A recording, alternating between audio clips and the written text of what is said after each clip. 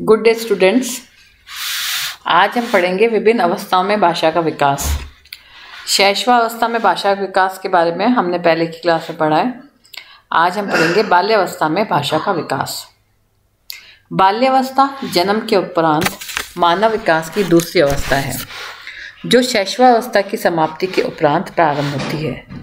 बाल्यावस्था में प्रवेश करते समय बालक अपने वातावरण से काफ़ी सीमा तक परिचित हो जाता है। इस अवस्था में वह व्यक्तिगत तथा सामाजिक व्यवहार करना सीखना प्रारंभ करता है तथा उसकी औपचारिक शिक्षा का प्रारंभ भी इसी अवस्था में होता है। बाल्यावस्था में भाषा विकास तीव्र गति से होता है। शब्द भंडार में भी वृद्धि होती है।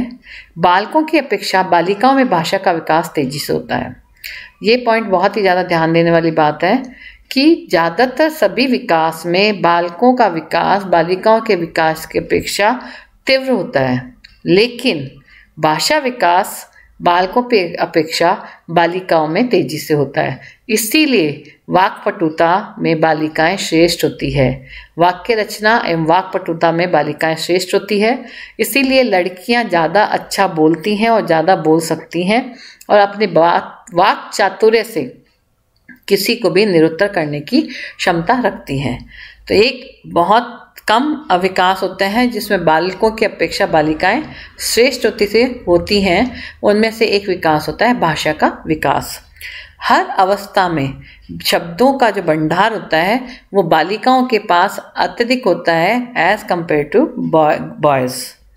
किशोर ने बालक बालिकाओं के शब्द भंडार का अध्ययन करके बताया कि उनके शब्दों की संख्या 10 से 12 साल तक 35,000 के लगभग पहुंच जाती है। बाल्यावस्था में क्रमशः एक वाक्य में अधिक शब्द होते हैं। बालक अब मिश्रित और संयुक्त वाक्यों का प्रयोग करना प्रारंभ कर देता है, ना कि सरल वाक्यों में। जैसे पहले ऐसे बोलता था, मुझे रोटी दो, मैं वहाँ जाऊँगा। ऐसे अब बच्चा जो है वो मिश्रित करने लग जाता है, मुझे भूख लगी है इसलिए रोटी दो। ठीक है, तो इस तरह से बच्चे इस तरह के वाक्यों का प्रयोग करना सीख जाता है। देन किशोरावस्था में भाषा का विकास। किशोरावस्था बाल्यावस्था होती है 6 से 12 वर्ष। किशोरावस्था होती है 14 से 18 वर्ष या 12 से 18 वर्ष। किशोरावस्था जन्म के उपरांत मानव विकास की तृतीय अवस्था है, जो बाल्यावस्था की समाप्ति के उपरांत प्रारंभ होती है तथा प्रौढ़ावस्था के प्रारंभ होने तक चलती है।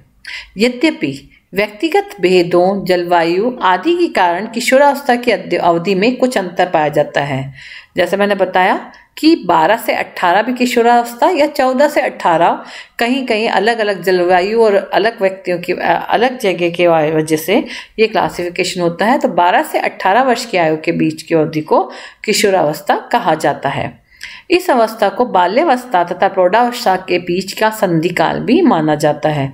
यानी इस अवस्था के पहले बाल्यावस्था आती है और इस अवस्था के बाद प्रौढ़ावस्था आती है। चूँकि भाषा का विकास इस अवस्था में संप्रत्यात्मक स्तर पर निर्भर करता है, अतः किशोर किशोरियों में कल्पनाशील साहित्य के अध्ययन एवं सृजन की अभिकार कार्य होती है। प्रतीकात्मक शब्दों का प्रयोग भी किशोर वर्ग अधिक करता है। यानी जो किशोरावस्था होती है इस समय कल्पना शक्ति का बहुत अच्छे से विकास हो जाता है। तो इस समय क्योंकि उनके शब्दों का चयन करने की क्षमता अधिक होती है, तो जो लिखना, पढ़ना, अध्ययन करना, इसकी वजह से इनका जो शब्द भंडार है बहुत विस्तृत हो जाता है और उनका चयन करके शब्दों की विविधता उनके पास में साफ दिखाई झलकती है और इसलिए वाक पाटुता भी जो है इस उम्र में अत्यधिक पाई जाती है। इनके शब्द भंडार की विविधता तथा प्रचुरता स्वभावतः पाई जाती है। किशोरावस्था में भाषा के विकास में आदत एवं बुद्धि का प्रभाव स्पष्ट लक्षित होता है। जैसे कि आपकी यदि IQ लेवल अच्छा है, आपकी बुद्धि अच्छी है, आप तीव्र बुद्धि वाले हैं, तो आपकी भाषा का विकास भी अच्छा होगा। और साथ में आपकी आदत का मतलब है कि वातावरण से, हमने पहले की क्लास में भी पढ़ा था कि जो भी भाषा का विकास है, किसी भी तरह का कोई भी विकास होता है, उसके ऊपर वातावरण का बहुत प्रभाव पड़ता है। जिस वातावरण में बच्चा रहता है, चाहे वो परिवार का वातावरण हो, चाहे आसपास का वातावरण हो, उसका प्रभाव उसके विभिन्न विकास के ऊपर साफ दिखाई देता है। और स्पेशली हम यदि बात करें भाषा विकास की, तो प्रमुखतया आपको बहुत अच्छे से उसके लक्षण दिखाई देंगे कि वो किस फैमिली बैकग्राउंड से आ रहा है या किस मोहल्ले से आ रहा है या किस तरह के परिवार का बच्चा है। उसके बोलने की जो क्षमता या शब्दों का चयन है, हम उससे उसका अंदाज लगा सकते हैं। भाषा के विकास में आदत का भी बहुत महत्व होता है। आदत एक प्रकार का चेतन, सजग और अंतर्दृष्टि की ओर संकेत करता है कि कुछ बच्चे जो है वो कम बोलते हैं, कुछ अच्छे से बोल सकते हैं, कुछ लोग चिड़चिड़े होते हैं तो गंदे शब्दों का प्रयोग करते हैं। इसी अवस्था में हम गाली देना, बदजुबानी करना, ये सारी जो है ये भी एक भाषा विकास का ही प्रकार होता है। तो भाषा विकास इस तरह का वो कहाँ से लेके आता है, अनुकरण करता है अपने आसपास के वातावरण से या आसपास की फैमिली के वातावरण से। इस क्षमता के कारण किशोर समस्याओं को परख करता है और उपयुक्त भाषा का उपयोग करता है। यदि उपयुक्त भाषा नहीं मिलती तो उन्हें तोड़ मरोड़ के नए शब्द करता है। जैसे उसको यदि अपनी बात कहनी है और वो सही तरीके से कह नहीं पा रहा है तो वो शब्दों को तोड़ मरोड़ कर प्रयोग करके अपना निष्कर्ष निकाल लेता है कि मुझे इस तरह से अपनी बात को प्रस्तुत करना है। ये निर्भर करता है उसकी बुद्धि पर। यदि उसमें बहुत बुद्धि का चातुर्य होगा तो वो भाषा को जो है अपने शब्दों को, भाषा को अपने अनुसार प्रयोग में लाकर और अपनी बात को संप्रेषित कर सकता है या कह सकता है। यहीं पर उसकी बुद्धि, उसकी कल्पना, उसकी आदत और अभ्यास भाषा के विकास में अपना योगदान देती है। अब हम देखेंगे भाषा विकास को प्रभावित करने वाले कारक। आप इस क्लास में बहुत सारे विकास के बारे में पढ़ेंगे। भाषा विकास, सृजनात्मक विकास, नैतिक विकास, व्यक्तित्व विकास। जब हम विकास की बात करते हैं तो ज़्यादातर सभी विकास को कुछ चीज़ें प्रभावित करती है। सभी विकास में ये चीज़ देखने को आएगी, जैसे बुद्धि, जैसे शारीरिक क्षमता, जैसे परिपक्वता, जैसे आयु। ये भाषा विकास को प्रभावित करने वाले कारक है। वातावरण, हेरिडिटी, आनुवंशिकता, स्कूल, परिवार, बच्चे का स्तर कौन से स्तर का है, ये सब पॉइंट्स जो होते हैं, ये जो कारक होते हैं वो भाषा विकास है और भी अन्य विकास को प्रभावित करते हैं। इसमें बस हम उदाहरण को बदल दें तो हम सभी तरह के विकास को प्रभावित करने वाले कारकों के बारे में जान सकते हैं। जैसे बुद्धि, मैंने जब मैं भाषा विकास की क्लास पढ़ रहे थे तो मैंने फर्स्ट क्लास में बताया था कि भाषा विकास का सीधा सीधा संबंध बुद्धि से है। जिस बच्चे की बुद्धि का विकास जितना तीव्र गति से होगा उसकी भाषा का विकास भी उतनी ही तीव्रतम गति से होगा। तो यानी बुद्धि का भाषा विकास से सीधा सीधा सहसंबंध देखने को मिलता है। भाषा की क्षमता एवं योग्यता का संबंध हमारी बुद्धि से अटूट होता है। भाषा की कुशलता भी उन बालकों में अधिक होती है जो बुद्धि में अधिक होते हैं। बर्ट ने अपने बैकवर्ड चाइल्ड में संकेत किया है कि जिन बालकों की बुद्धि क्षीण होती है वे भाषा की योग्यता भी कम रखते हैं और पिछड़े भी होते हैं। तीक्ष्ण बुद्धि वाले बालक भाषा का प्रयोग उपयुक्त ढंग से करते हैं। फिर आता है जैविकीय कारण। जैविकीय कारण यानी जन्म से कैसे हुए हैं, बॉडी में कोई डिफेक्ट हो या किसी और तरह की बनावट में अंतर हो तो जन्म के साथ में जो संबंधित कारक होते हैं वो कहलाते हैं जैविकीय कारण। जैसे मस्तिष्क की बनावट, मान लीजिए बच्चा मंगोलाइड्स है, ड्वार्फ है, कुछ ऐसा कुछ है, ऐसी कोई बीमारी है, उसके मस्तिष्क की बनावट में कुछ खराबी है तो भी भाषा का विकास प्रभावित होगा। भाषा बोलने और समझने के लिए स्नायु तंत्र, वाक तंत्र की आवश्यकता होती है। हम जब बोलते हैं तो हमारे मस्तिष्क उन शब्दों का चयन करता है और बोलने के लिए हमें प्रेरित करता है और हमारा स्वर यंत्र यानी वाक्य यंत्र जो होता है वो हमें बोलने में मदद करता है। यदि इस दोनों में से किसी भी एक यंत्र में जन्म से ही बनावट में कोई कमी होगी तो भाषा विकास असंभावित तरीके से प्रभावित होगा।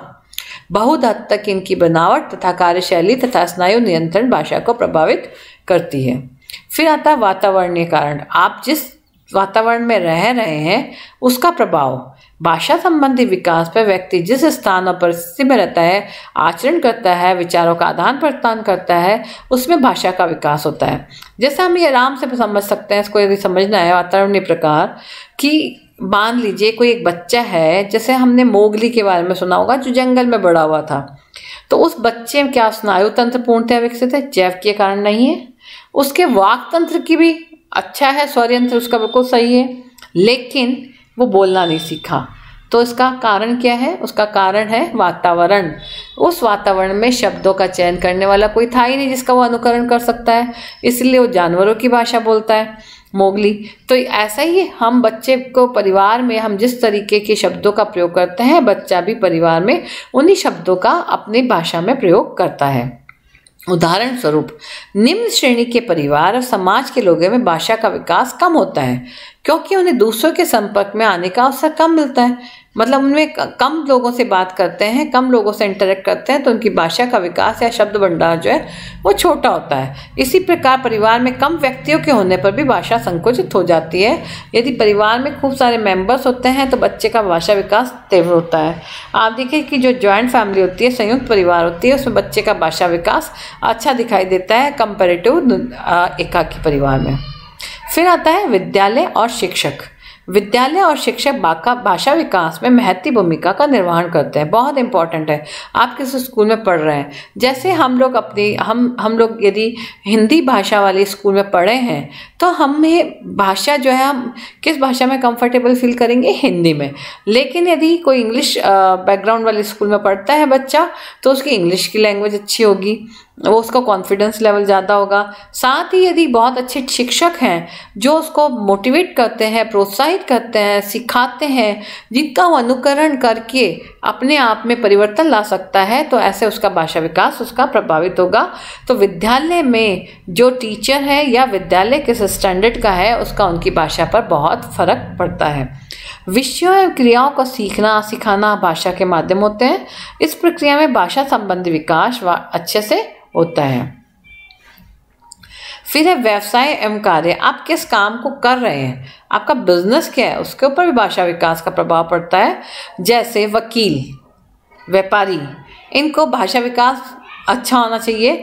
यदि इनका भाषा विकास अच्छा नहीं होगा तो इनको काम नहीं चल सकता। सेल्समैन है, आपने देखा होगा कि आपको इतना प्रभावित कर देता है कि आपको वो सामान खरीदना पड़ता है ना। वो आपको इतना आपके दिमाग को ग्रास्प कर लेता है कि आपको वो चीज़ खरीदने से पहले आप सोचने समझने की क्षमता को खो देते हैं।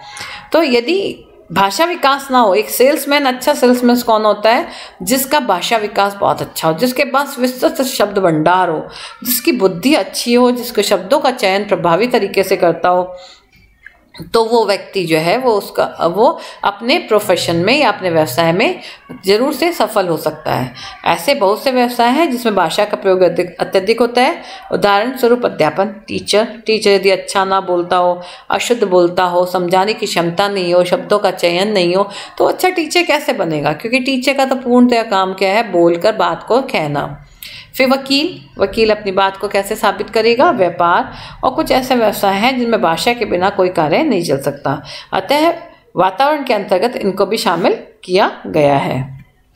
ये थे भाषा विकास को प्रभावित करने वाले कारक।